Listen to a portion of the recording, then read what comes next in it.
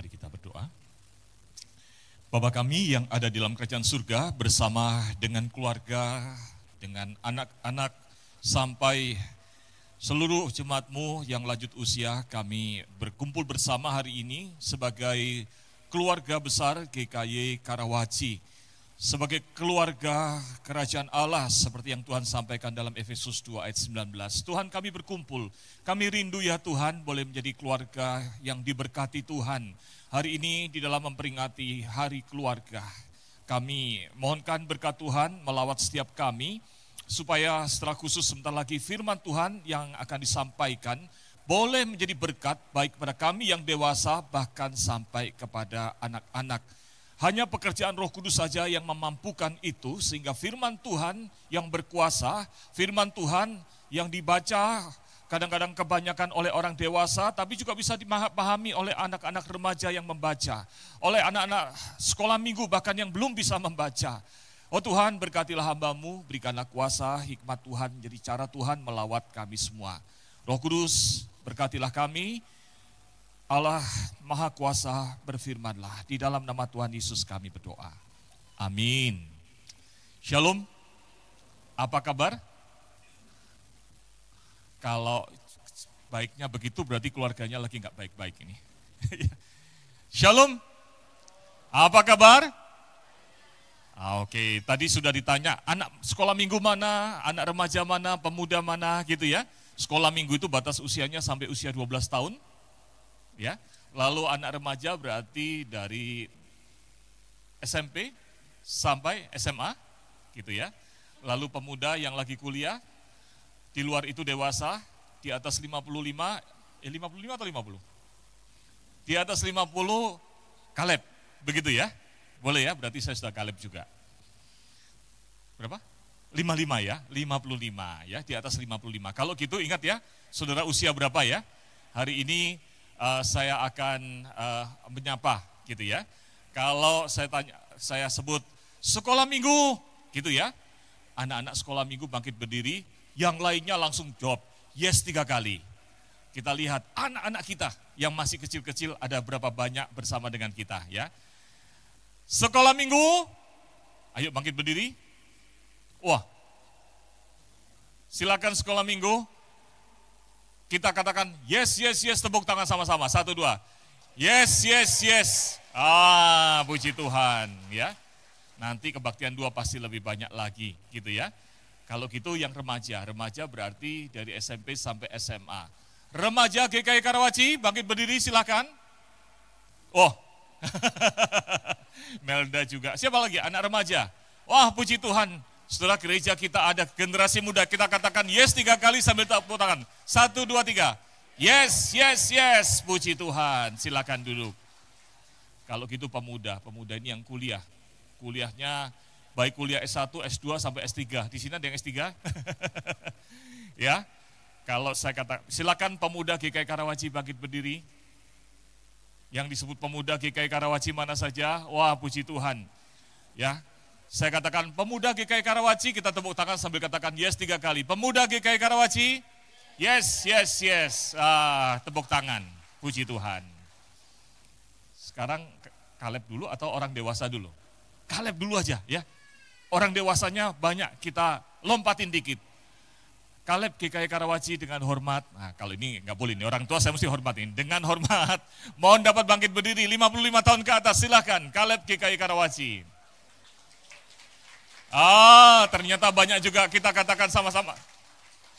Kaleb GKY Karawaci. Yes, yes, yes. Puji Tuhan, tepuk tangan. Silakan duduk Bapak Ibu sekalian. Sekarang yang orang dewasanya, ini sekaligus sensus penduduk. Silakan yang merasa sebagai orang dewasa GKY Karawaci, sudah tidak lagi kuliah tapi belum usia 55, silakan bangkit berdiri. Anak-anak remaja sama sekolah minggu teriaknya kenceng ya. Ya. Orang dewasa GKY Karawaci, yes, yes, yes. Tepuk tangan, puji Tuhan. Memang kebetulan saya mau sensus juga sih berapa banyak. Saudara, hari ini sebetulnya dalam penanggalan gerejawi, di dalam gereja tertentu adalah disebut Mother's Day. Lalu di GKJMB dari dulu minggu kedua di bulan Mei disebut sebagai Parents Day, gitu ya, kalau masih ingat. Tetapi saya pikir kalau Parents Day kasihan anak-anaknya nggak dihargai, gitu ya. Kalau Mother's Day kasihan suaminya nggak dihargai. Maka saya katakan minggu kedua bulan Mei di GKI Karawaci kita sebut sebagai Family Day.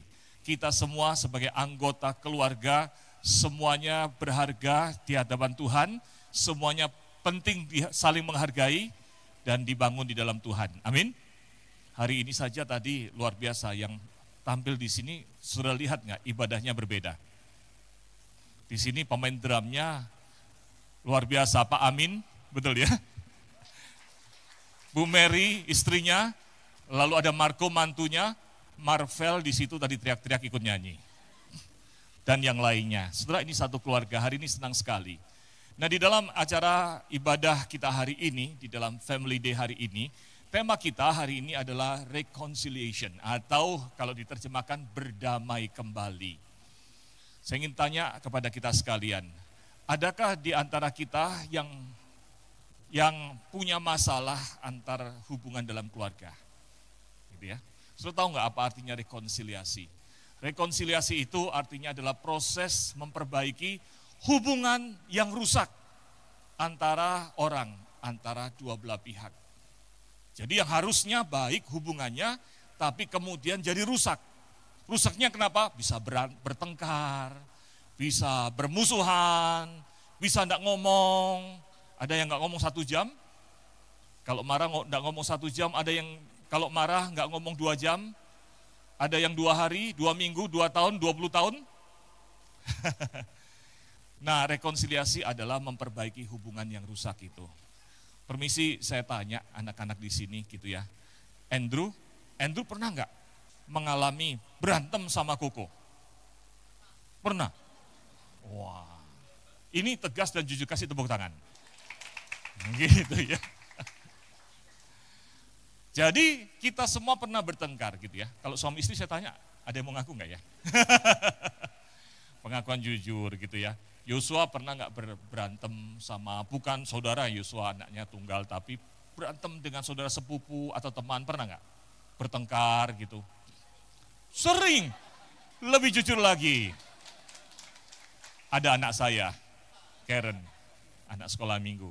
Karen pernah nggak bertengkar sama Cici? Selalu. Gawat ini. Ya. Ini saya beraninya cuma tanya sama anak-anak. Kalau suami istri saya tanya, nanti kemudian ceritanya jadi lain karena direkam di YouTube. Tapi Bapak Ibu sekalian, pernah nggak Bapak Ibu sebagai suami istri bertengkar? Ya, ada dalam hubungan yang tidak enak, ngambek, tidak bicara dengan suami, istri, dengan anak, dengan orang tua, dengan anggota keluarga lainnya. Pernah nggak? Pernah. Lalu apa yang harusnya dilakukan bagi kita sebagai orang Kristen? Nah, firman Tuhan berkata begini, mari kita baca lebih dahulu. Roma 12, ayat 17 dan 18. 17 dibaca oleh pria, 18 dibaca oleh wanita. Ya, 1, 2, 3. Janganlah membalas kejahatan dengan kejahatan, lakukanlah apa yang baik bagi semua orang.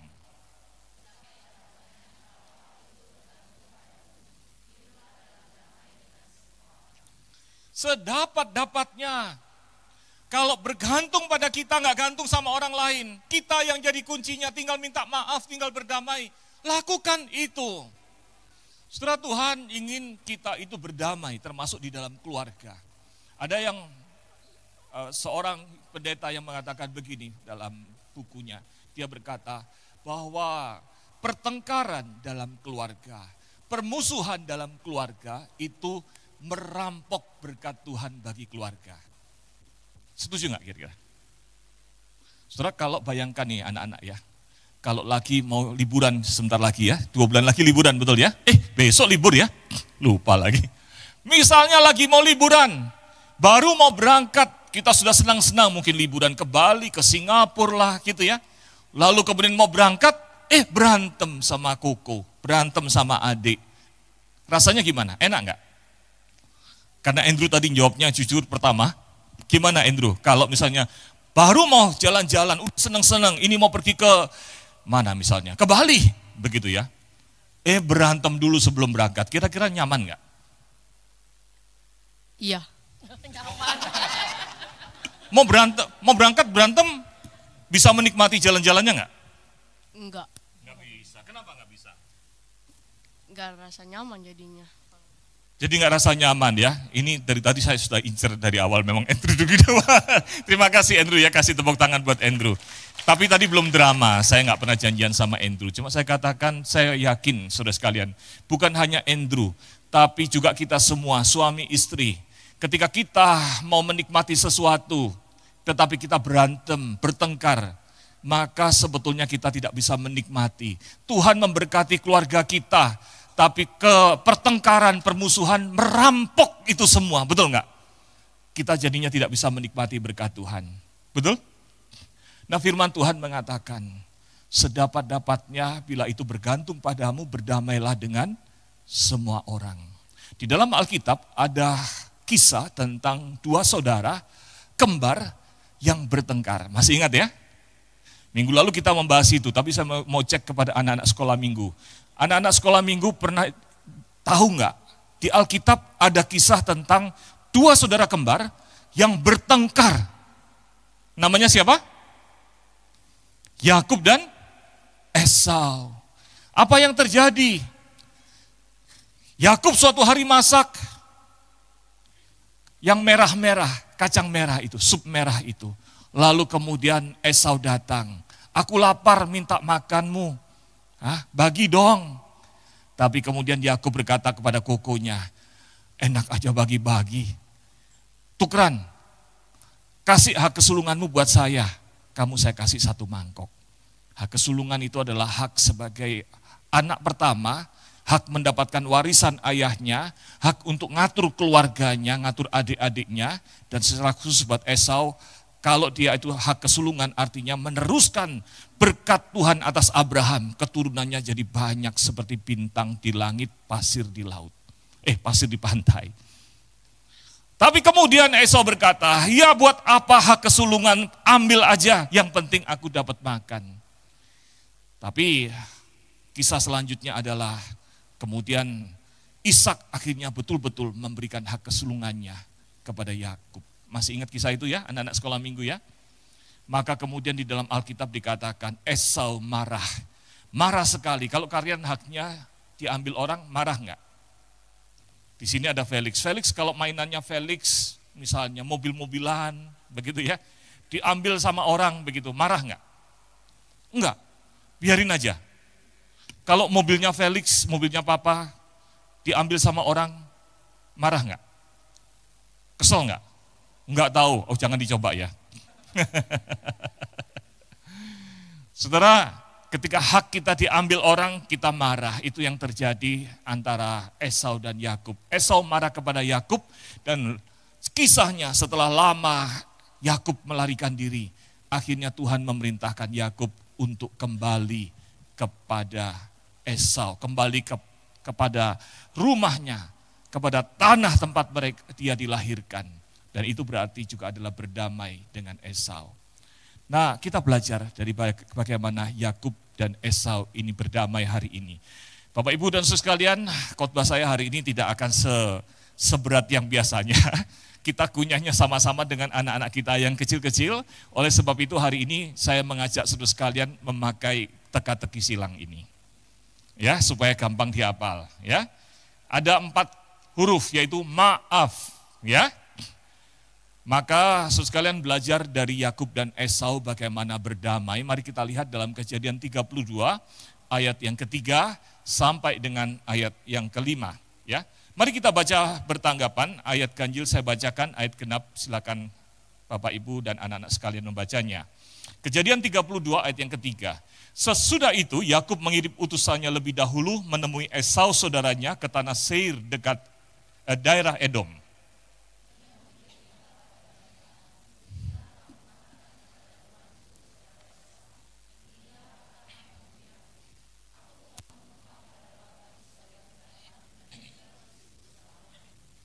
Aku mempunyai lembu, keledai, dan kambing domba, budak laki-laki dan perempuan. Aku menyuruh memberitahukan hal ini kepada tuanku supaya aku mendapat kemurahan hatimu. Perhatikan ketika Yakub akhirnya diperintahkan oleh Tuhan untuk pulang ke kampungnya, untuk kemudian termasuk di dalamnya berdamai. Yakub kemudian mengirim utusannya untuk lebih dahulu bertemu dengan Esau. Tapi perhatikan kata-kata itu menarik. Yakub berkata kepada hamba-hambanya, nanti kalau ketemu Esau, pergilah ke Esau. Di situ dikatakan dalam tulisan yang berwarna merah, Esau disebut apa? Tuanku. Bayangkan, Yakub bicara kepada utusan yang akan dia kirim. Esau itu adalah tuanku. Lalu kemudian ketika dia menyebut dirinya apa? Hambamu. Nanti kalau ketemu Esau, bilang kepada Esau, tuanku itu, kakakku itu.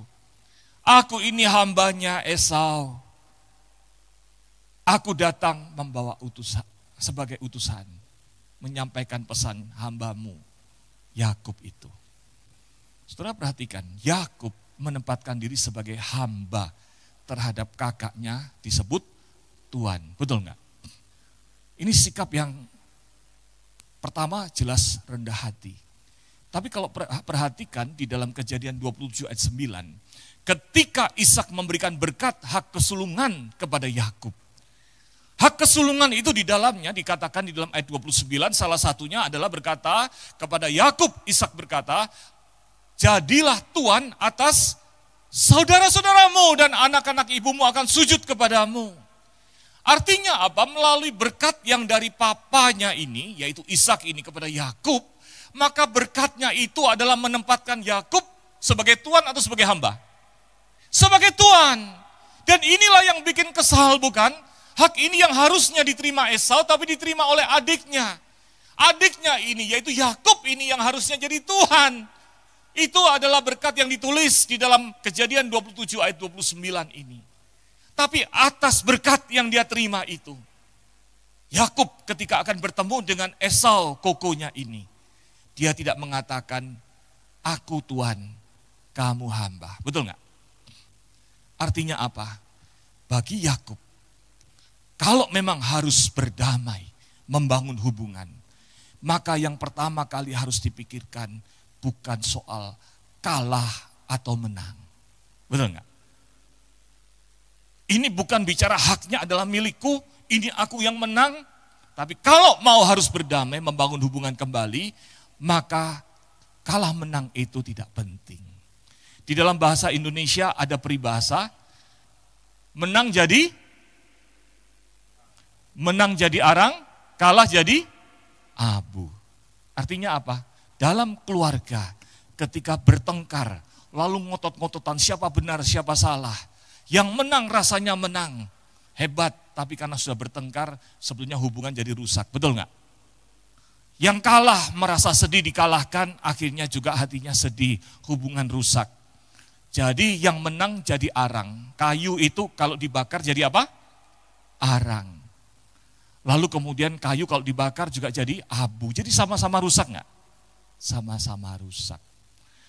Untuk membangun kembali hubungan yang sudah rusak, yang sudah retak, maka yang dibutuhkan sikap kerendahan hati, niat yang baik, tekad untuk membangun hubungan, bukan bicara menang atau kalah. Amin? Maka ini prinsip pertama kita hari ini.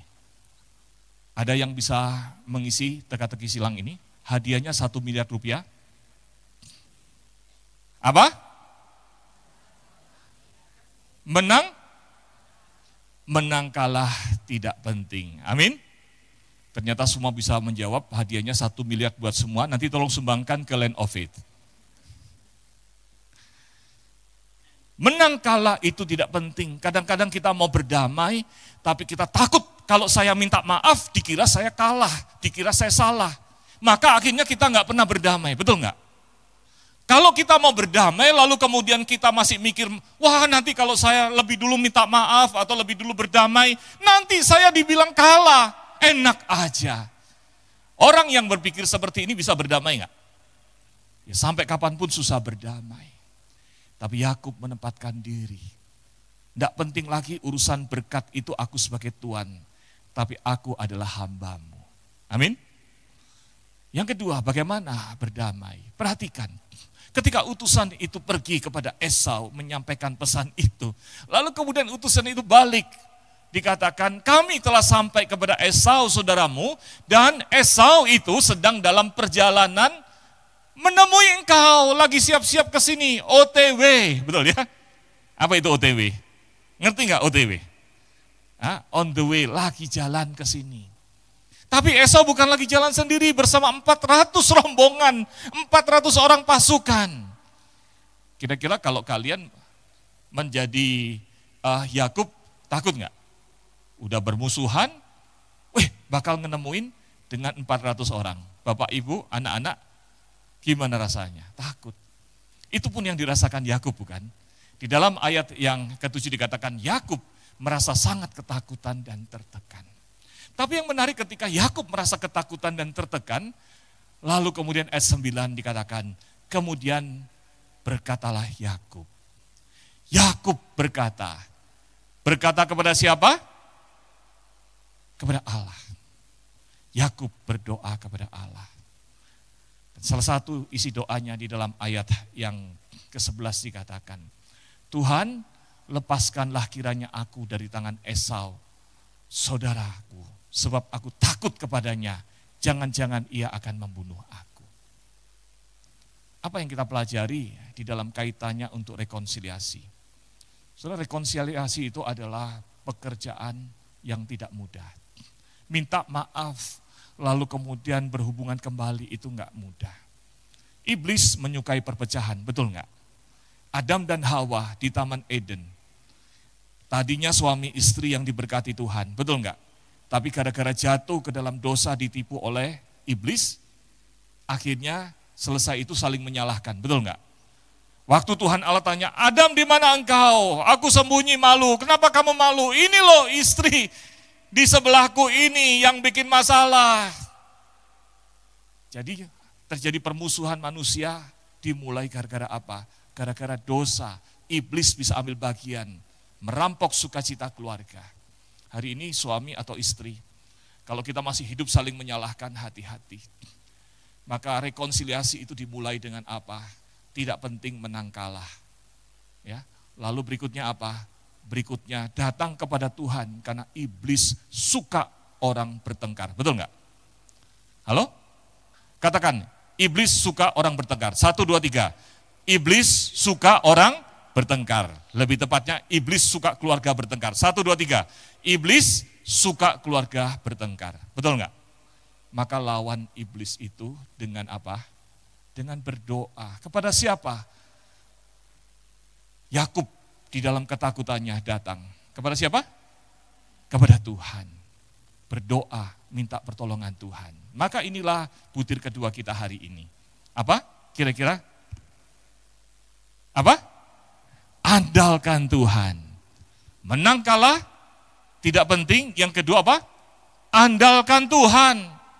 Kalau kita jalan sendiri berdamai, kadang-kadang mau berdamai, tiba-tiba teman kita atau saudara kita yang lagi musuhan sama kita nyolot.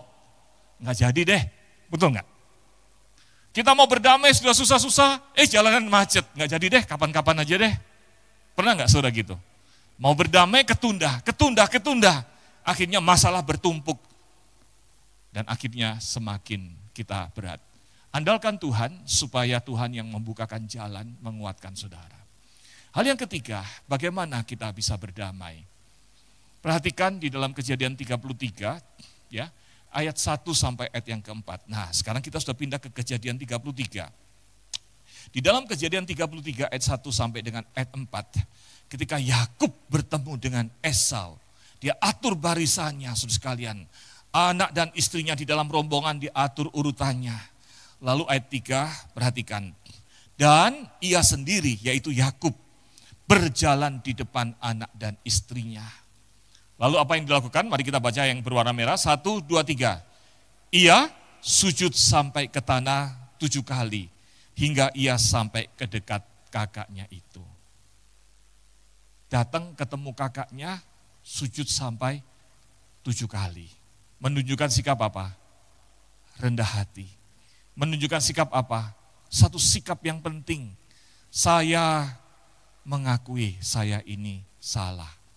Ini adalah gestur orang minta maaf, betul enggak? 7 kali. Tetapi yang menarik kemudian ayat yang keempat. Kita baca sama-sama. 1, 2, 3. Tetapi Esau berlari mendapatkan dia.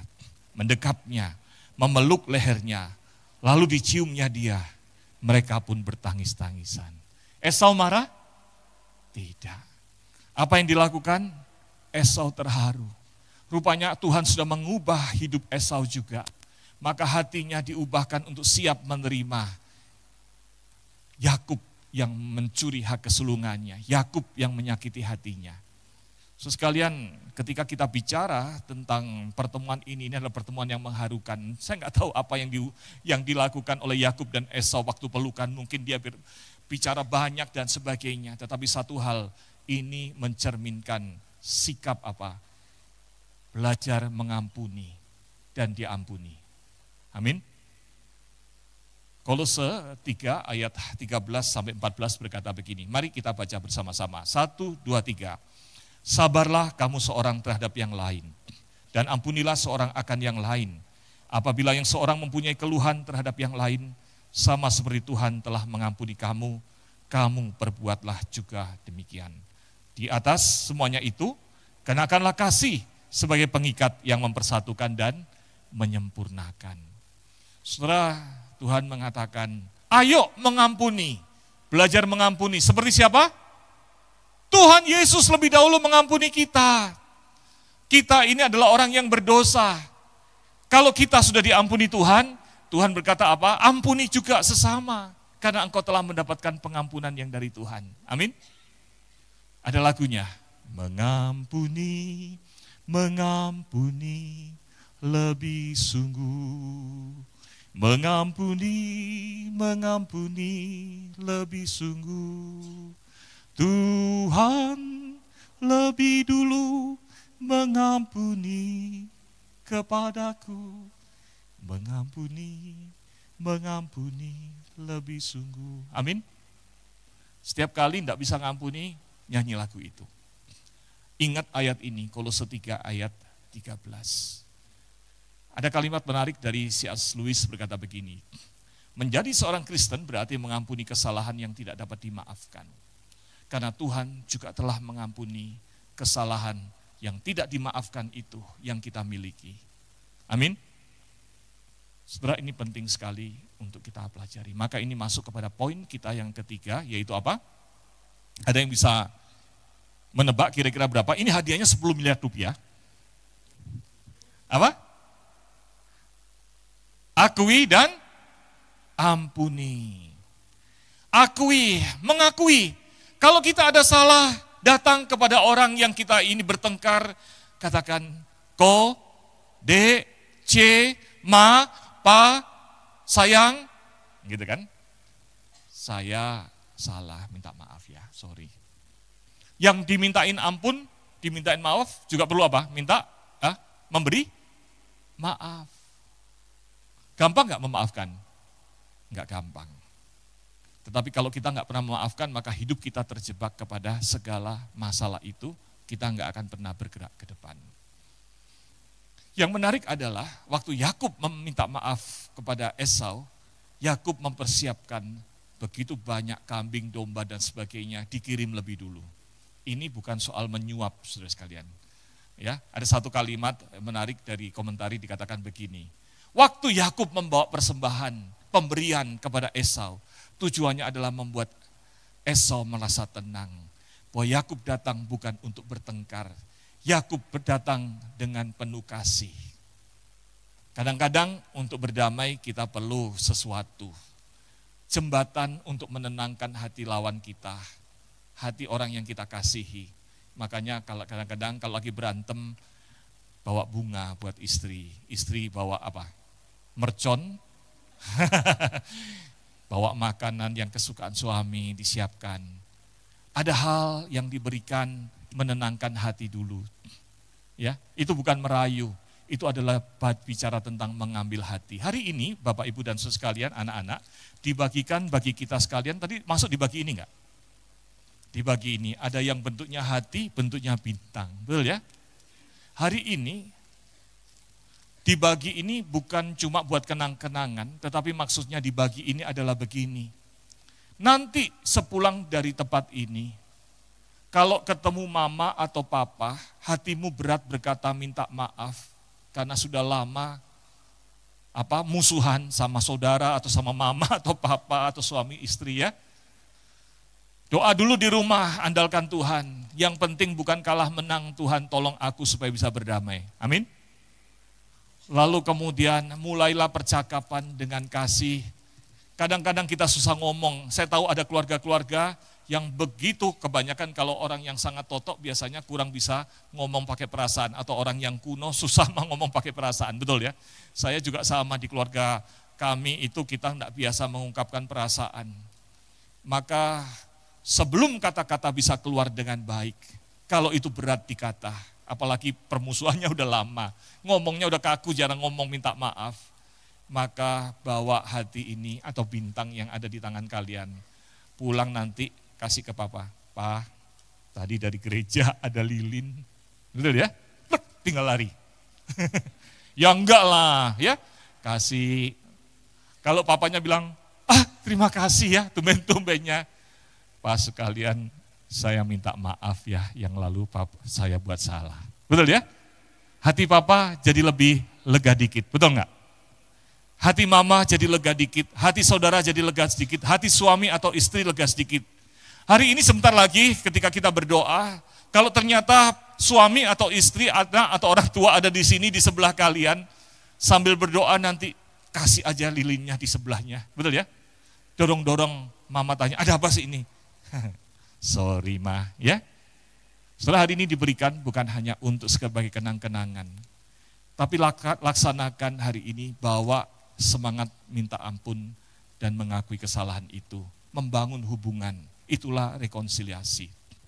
Pengampunan atau maaf memang tidak bisa mengubah kejadian yang sudah lewat, tetapi akan mengubah hidup kita hari ini dan hidup kita ke depan. Amin. Kalau saudara hari ini mengatakan, tapi Musa hati saya sakit, setahun yang lalu, bahkan seminggu kemarin suami saya begini, istri saya begini dan sebagainya. Saudara minta maaf tidak akan mengubah kejadian yang kemarin, betul nggak? Halo? Minta maaf tidak akan mengubah apapun dalam hidup kita yang lalu. Tapi minta maaf itu membangun hidup kita hari ini, mengubah kita hari ini, hubungan kita dengan sesama kita, dengan keluarga kita, dan mengubah masa depan kita. Amin? Maka laksanakan itu. Yang terakhir, saudara sekalian, lihat apa yang terjadi di dalam Kejadian 33 ayat 8 sampai 10. Ketika kemudian Esau dan Yakub sudah berpelukan, bermaafan, lalu kemudian Esau berkata begini, buat apa tadi rombonganmu datang bawa banyak barang itu? Lalu kemudian Esau berkata, Yakub berkata, ini untuk engkau Koko, ya kakakku, supaya aku mendapatkan kemurahan hati. Perhatikan jawaban Esau. Tetapi Esau berkata, yang ada padaku sudah banyak. Padahal tadi dia merasa milik dia dicuri sama Yakub, betul enggak? Sebelumnya. Tapi dia sekarang mengatakan, enggak peduli apa yang engkau ambil. Milikku sudah banyak, biarlah yang ada padamu tetap milikmu. Termasuk itu bicara apa? Biarlah hak kesulungan yang engkau sudah rebut itu tetap ada padamu. Itu enggak jadi masalah lagi, aku enggak marah lagi, aku enggak dendam lagi. Yang menarik adalah kemudian Yakub juga berkata, terima ajalah kau, karena bagiku melihat engkau, melihat wajahmu saja bagiku seperti melihat wajah Tuhan. Saudara, akhirnya pertengkaran itu hilang sendiri. Masalahnya, hak kesulungannya jadi beralih dari Yakub kembali ke Esau? Enggak, tapi Esau enggak mempersoalkan, betul enggak? Yakub juga tidak mempersoalkan hal itu. Yang penting ketemu Koko adalah hal yang lebih penting. Amin.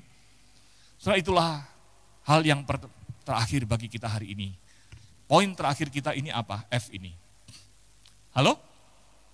fokus pada hubungan. Jangan kalau lagi rekonsiliasi, lalu ngomongin kesalahan-kesalahannya sampai detail-detailnya.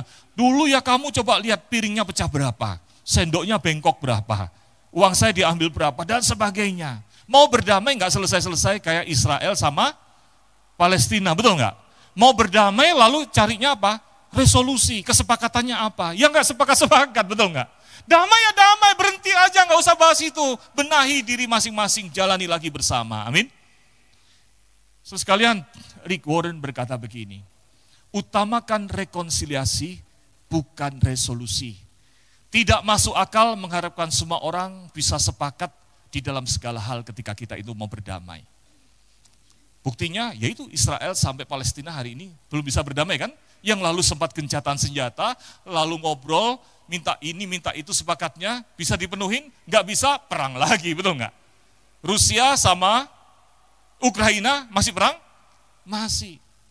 Kalau mengandalkan kesepakatan suami istri berdamai dulu buat kesepakatan, maka yang ada masalah berkepanjangan. Tapi Rick Warren mengatakan, utamakan rekonsiliasi bukan resolusi. Tidak masuk akal mengharapkan semua orang sepakat dalam segala hal. Rekonsiliasi fokus pada hubungan, sedangkan resolusi fokus pada persoalannya. Tapi kalau kita fokus pada hubungan, kita perbaiki hubungan, kadang-kadang masalah itu jadi nggak berarti lagi, betul nggak? Kayak hak kesulungan ini, esok katakan, no problemo. Yang ada di kamu tetaplah di kamu, aku nggak akan nagih lagi. Amin. Ayo kita ngulangi kalau gitu, poin kita hari ini. Maaf, apa?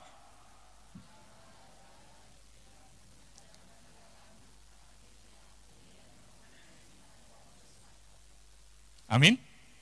Mari kita bangkit berdiri. Musik memainkan lagu Mengasihi lebih sungguh, mengampuni lebih sungguh. Dalam sikap berdoa, saudara sekalian,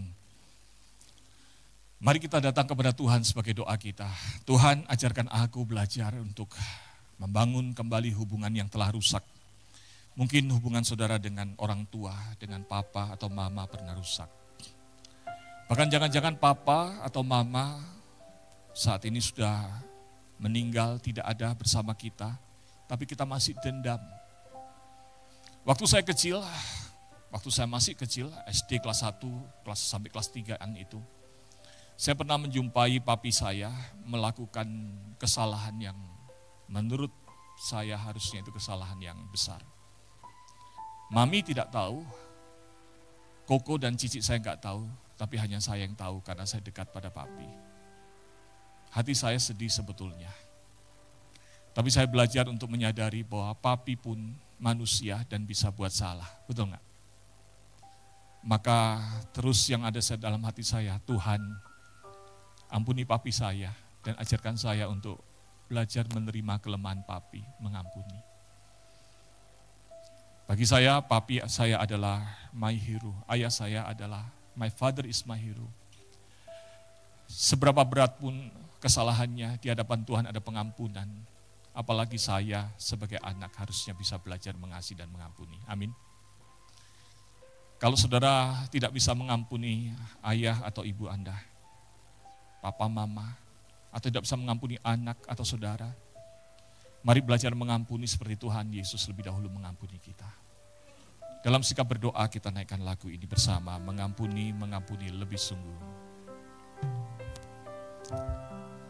Mengampuni lebih sungguh,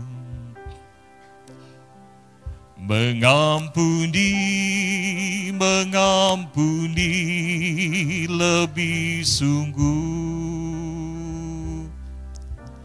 Tuhan lebih dulu mengampuni kepadaku, mengampuni, mengampuni lebih sungguh. Musik memainkan lagu ini, kita ambil sikap berdoa. Saudara pegang lilin yang tadi saudara terima. Kalau ada anggota keluarga yang saudara yang hubungannya dengan saudara sedang bermasalah.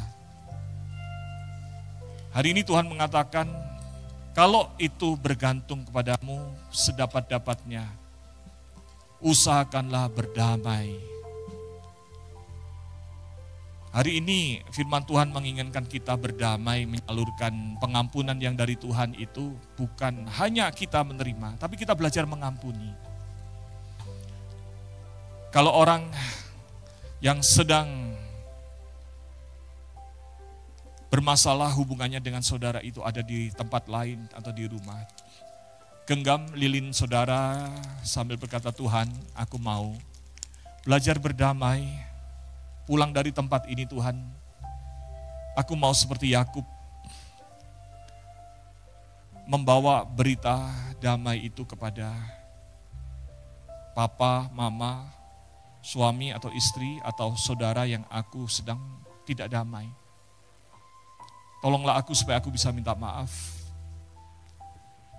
Seandainya hari ini orang tersebut yang sedang Anda belum pernah berdamai atau lupa minta maaf ada di kiri kanan saudara karena saudara mungkin duduk bersama keluarga. Dalam sikap doa, semua tutup mata supaya nggak ketahuan siapa yang lagi berantem. Kalau itu adalah dengan istri atau suami, dengan papa atau mama, dengan saudara. Kalau ada yang datang di sini dan saudara ingin mengatakan aku meminta maaf, kasih lilinnya, genggamkan di tangannya, katakan, Pak, aku minta maaf, Ma, aku minta maaf. Kalau itu memang ada di sekitar saudara.